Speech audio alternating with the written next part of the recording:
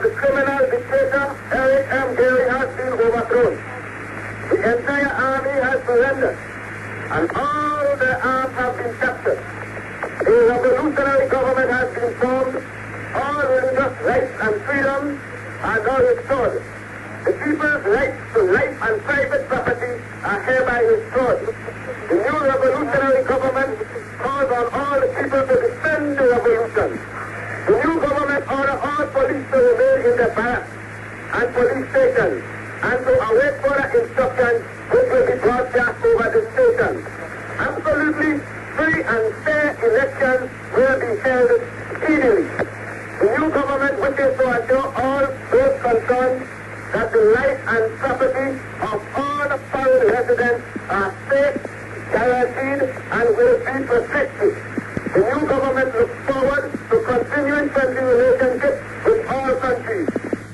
Well, that was how the people of Grenada heard of the coup this morning. Kent Walker has been finding out what happened and looking into the country's history. Grenada is the southernmost of the Windward Islands in the West Indies. It's just 100 miles north of Venezuela and about the same distance from Trinidad. It's known as the Island of Spice, strikingly beautiful, about 21 miles long, 12 miles across, and with more than 100,000 people. Christopher Columbus discovered the island in 1498, and in the 17th and 18th centuries it moved back and forth between French and British control. Grenada was the centre of the British slave trade, ended by uprisings and final emancipation in 1833. But, despite its ideal location, Grenada's problems turned out to be economic, caused by overpopulation. Just before independence in 1974, unemployment was running at 60%, and there were widespread strikes, largely by government employees who hadn't been paid. The Prime Minister, after independence, Eric Gary, who was knighted during the 1977 Commonwealth Conference, was the sort of charismatic eccentric which only that part of the world throws up. Quite apart from declaring himself divine and building a 16-foot-high illuminated cross outside the capital of St. George's, he had a well-publicized belief in extraterrestrial beings landing on Earth from outer space.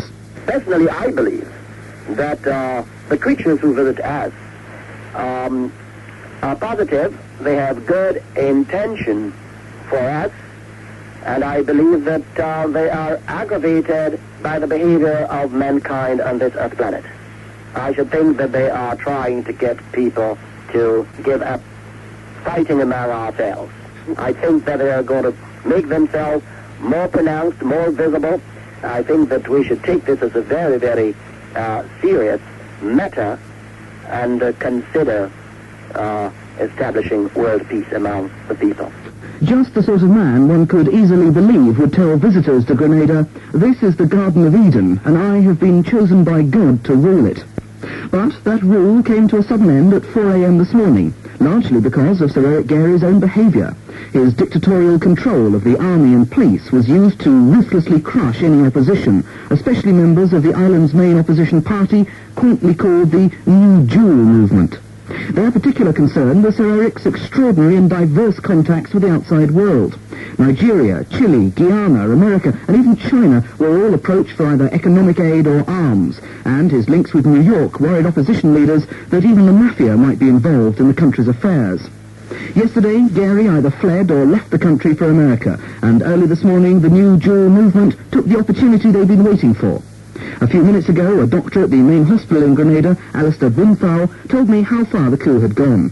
Apparently they have taken over most of the local police stations and the main center of the local army. It's not really an army, but it's what we have in place of the army. Now, an announcement has been made by the new Prime Minister a few minutes ago, who is, I think, Mr. Bishop. I think it's Mr. Morris Bishop. Now, the news coming in is very fragmentary in what we are getting from the local station. Whether they are in complete control at the moment, one isn't sure, but this is what we have been told from the local station. Has there been any fighting? No, none at all. In fact, I'm the consultant physician at the General Hospital, and we have had very few casualties. In fact, we've only had one, and very minor at that. Are the people there surprised about this coup? Yes, I think everybody has been surprised, and in spite of that, the country looks almost normal. Most people came out to work this morning until it was announced over the local station that it was declared a holiday, but situation looks very normal. The reports coming in from Grenada are still confused. Some do speak of fighting, and many say that Mr. Maurice Bishop has a considerable armed force at his disposal. He himself is another fascinating character. Trained as a lawyer in Britain, he fell foul of Eric Gary's police force when he took over the New Jew movement. Indeed, his father was shot dead by the secret police shortly before independence, for there's little doubt he means business. Having taken over the official radio station, he broadcast to the country this afternoon. At this moment, several police stations were ready put up the white flag of surrender.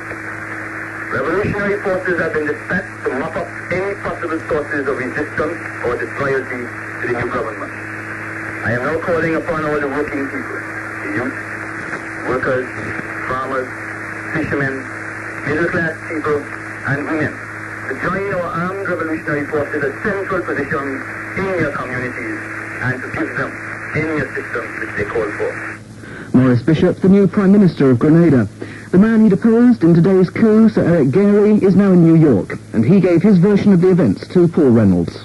A few weeks ago, 2 Grenadians were arrested by the American government for allegedly exporting arms and ammunition to Grenada.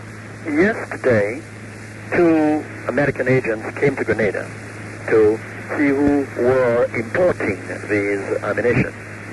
We found out that these guns were imported by members of the New Jew movement.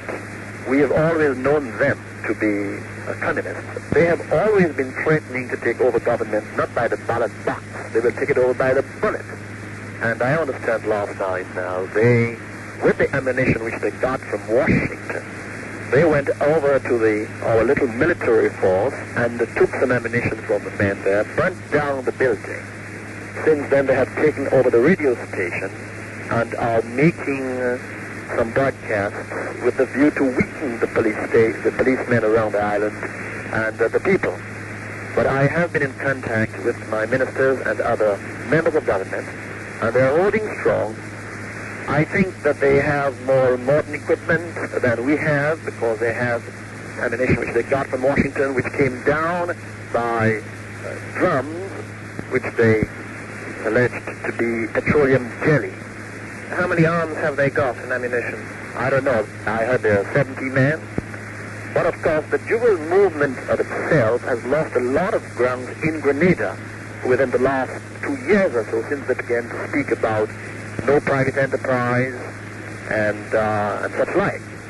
There's no question about it. I've told the British, I've told the American government times and times over that they are communists and they get assistance from the communist government. And only during our 5th anniversary celebrations of independence, I spoke to Mr. Stanley, who is the High Commissioner to Trinidad and Grenada, and I told him that we would like to get some modern rifles, and he thought that I was joking. What do we want with modern rifles? We're going to shoot down. And I told him that there is a very serious communist group in Grenada. There's no question about it. I am asking the British government and the American government for immediate assistance, because this can spread to the other islands very easily. Because we in Grenada are a little stronger than many of the other islands. What kind of assistance are you asking the British and American governments for then? We would need men and ammunition now to restore a democratically, constitutionally elected government. Are you asking for British troops to go in? Yes, yes. And I think that it is obligatory upon the American government to come to our rescue.